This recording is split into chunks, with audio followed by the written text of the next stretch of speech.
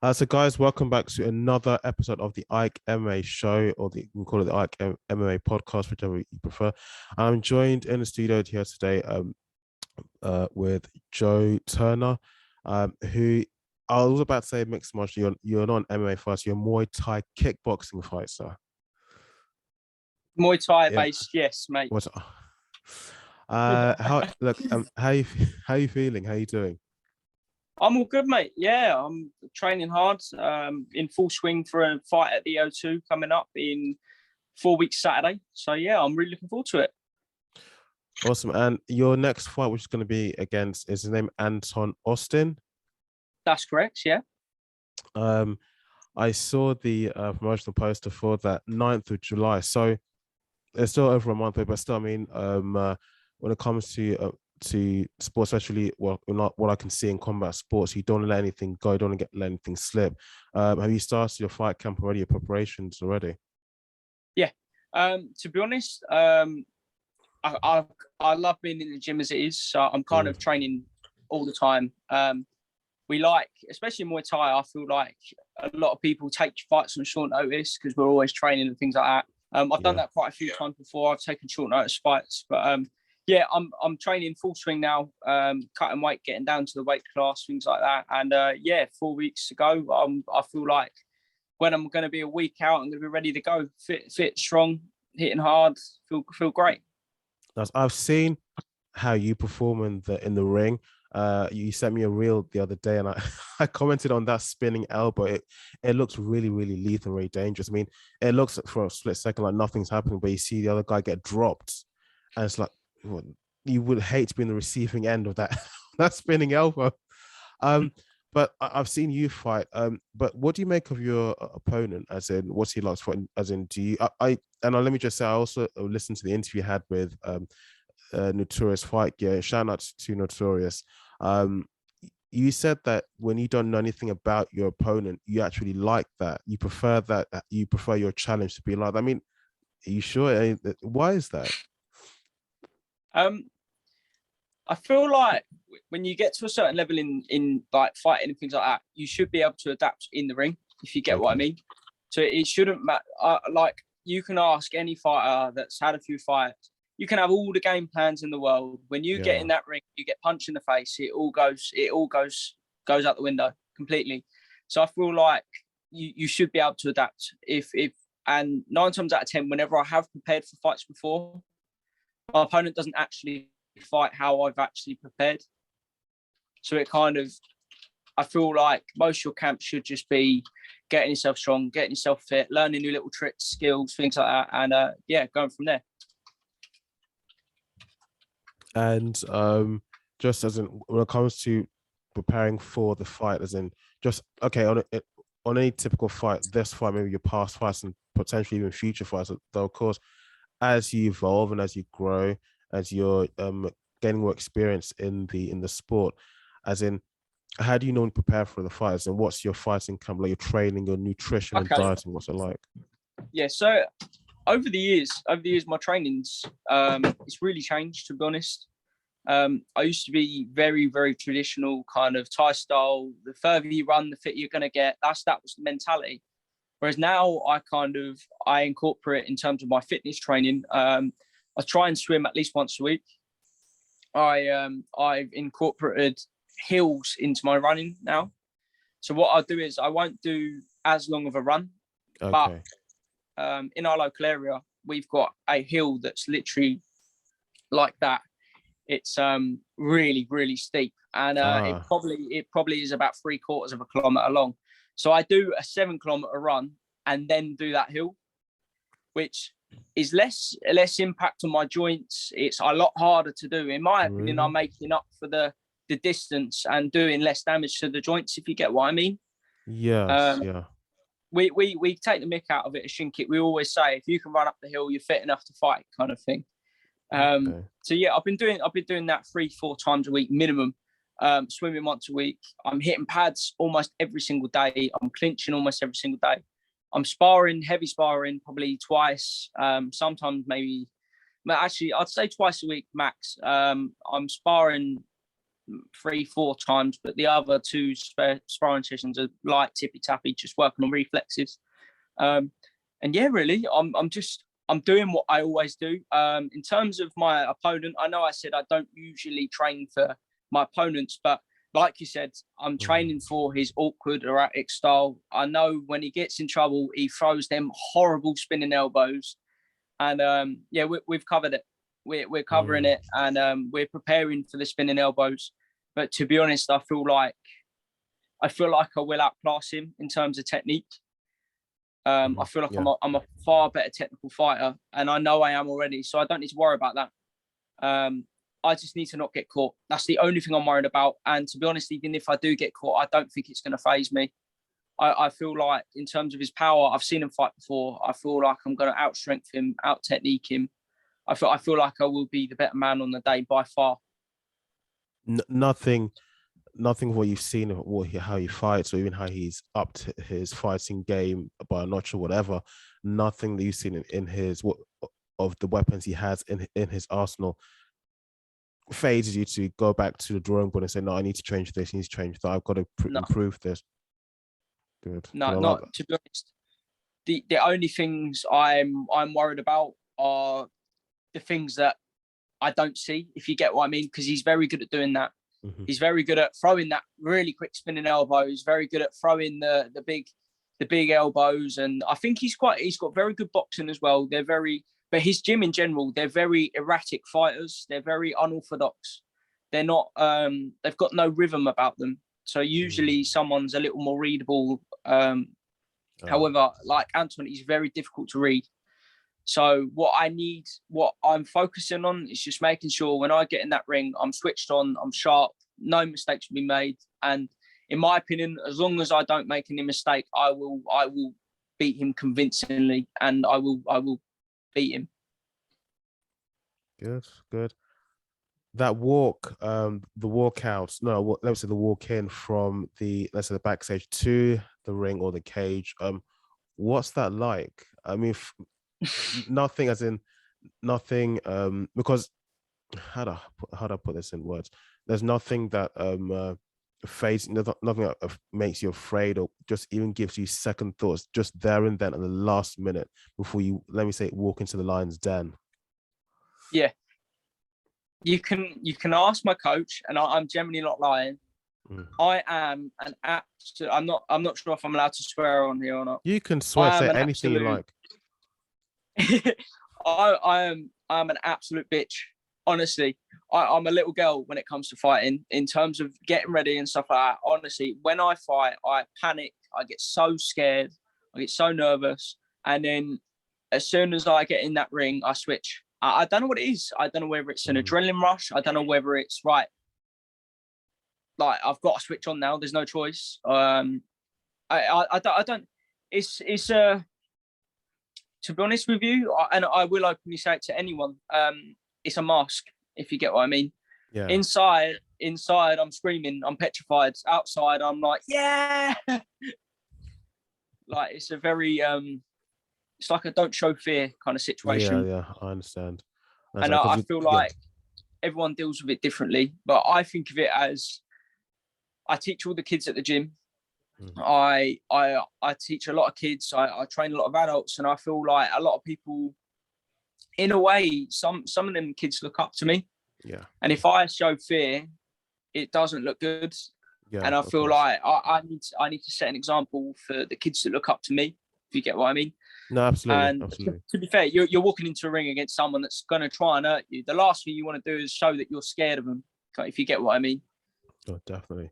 I fully understand. I mean, if you do show any sign of fear, even in the slightest bit, that if that mask slips, you're kind of giving the game away to your opponent, and you don't want that at all. It's the first time of me interviewing you, or me, or even corresponding with you at all. Yeah. And you kind of answered this question on other podcasts, but I've not asked you myself. Yeah. What got you into combat sports? And where did that fire come from? So to me, that's two questions there, because what got me into combat sports was I was getting bullied when I was about 11. There was 3 kids at the school I was at And I just, to be honest with you, I didn't know how to deal with it at all. I really didn't know. And I couldn't do anything. And my parents were like, regardless of whether you're going to fight back or not, we want you to learn how to deal with these situations. So they sent me, I believe it was my cousin that was training at Shin Kick at the time. So I went there with a friend of mine. My friend went with me to encourage me to carry on going. And I went every Saturday. And then eventually I went every Thursday and Saturday. And then eventually I dropped football, started going even more. And I got persuaded one day to do an interclub. And I'm not sure what the MMA guys call it, but an interclub's basically, it's a sparring match where there's no winners or losers, but you've got a ref and a corner team. So it gets you used to the kind of fight atmosphere without killing each other or winning or anything like that. I got absolutely battered by this kid. And I always remember thinking, I'm never going to do it again. I don't want to do it again. And my friends managed to train me to do one more, and I did really well. And I always remember going to school the next day and everyone was praising me. And that then answers your next question. That's what gave me the fire. I loved the respect I was given for doing what others were scared to do. Yeah. If you understand what I mean. And I feel like I sit there sometimes and think, if I never fought, would I be where I am today? It wouldn't shape me as the person I am now. It wouldn't have I wouldn't have the reputation to teach the kids I teach. If you get what I mean. I wouldn't be teaching the classes at Shin Kick. I wouldn't be where I am at all if I was never fighting. And plus, like, I don't care what anyone says, that having your hand raised in a venue like the O2 or anything like that, that is surreal. Absolutely surreal. Absolutely. Unreal. Yeah. All the hard work and preparations and the confidence to have the balls to actually go in there, because at the same time, the whole situation could have gone the other way, but still, you showed up, you put the work in, and you still put yourself 100%. Out there, and you still you fought. So let me kind of like move it to there's something else you mentioned about the running up a hill thing. You said that running up the hill is actually better for your heels than just running on my joints. So for your joints. Way I look at it, right, is obviously it's a more intense exercise, but it's obviously a shorter duration. So you're not. Whereas when I used to do a 10K run, that's another 3 kilometers, if you get what I mean. Yeah. Whereas this hill makes the run 7 kilometers, if you get what I mean. So what I've done, in my opinion, is the same intense exercise, but 3 kilometers less, if you understand what I mean. Yeah. And in my opinion, it trains me for a fight, and it's so mentally damaging, like not damaging, mentally toughening, if you get what I don't know if that's a word, but if you get what I mean, when you've already done 6 kilometers of a run, your legs are hurting, and you've got to run up a hill that's almost a kilometer long, then run back to the gym. And it's just like, you can ask any of us, when you get to that top of the hill, your legs are burning, you've got sweat dropping from your head, like you're so tired, but you've got to the top of the hill. That to me, that feels like a fight. When you're struggling, you've got to bite down on your gum shield, get on with it, get up to the top of the hill. If you get what I mean. Yeah, absolutely. And I think it teaches your body a better endurance. 100%. Yeah, improves your cardio. It's the explosiveness for me. I love bite down, get on with it, push down on your legs, get up that hill, get on with it. And I feel like a lot more fighters are moving towards the hills and the sprints and the strength and conditioning side of things, because the Thai way of training is outdated now. The 13K runs and just training for 3 hours and then 3 hours again in the afternoon, it's outdated. It's outdated, and it's been proven to be outdated by science now, as well as Thai is getting outclassed in terms of strength. They say train smarter, not necessarily harder. Exactly. Obviously, I'm a very big believer in you shouldn't fully go towards the train smarter. Sometimes you should have the train harder, because I feel like if you didn't do the hard activities, you never have any kind of mental training. So when you're hurt in a fight and you don't want to carry on, you'll give up easier, if you understand what I mean. Yes, yeah. If you're not used to digging deep, if you're not used to biting down and getting on with things, I feel like what's stopping you in a fight from stopping, if you understand what I mean. Yeah, of course. Of course, I completely agree with that fully. So your fight coming up, what's your, I think, do you have to make weight for that fight, or are you, as in what weight do you do? Yes, so the fight's arranged at 60 kilos. Okay. MTGP are quite good, to be fair, and most shows are moving towards the weight allowance now. So the fight's matched at 60. I'll be allowed to weigh in anywhere between 60 and 60 and a half. So I'm cutting down to aim between the two. So yeah, I will make it. I've always made weight. I've never, that's one thing. I've had 50. This would be my 57th or 58th fight now. I've never missed weight. Good. Yeah. How are you going about it? As in, is it saunas or just lots of faster training, reduced calories? Recently I've taken on board a nutritionist who's basically giving me all my recipes, plan out my food. She's excellent. She's really good. Charlotte Derby Nutrition. She's really good. She's a fighter herself. She's fully qualified in nutrition, and she also used to be a chef. So it tastes amazing. The calories are all worked out. The nutrition's all worked out, and Nice. she knows exactly what I need to eat to kind of get myself for a camp.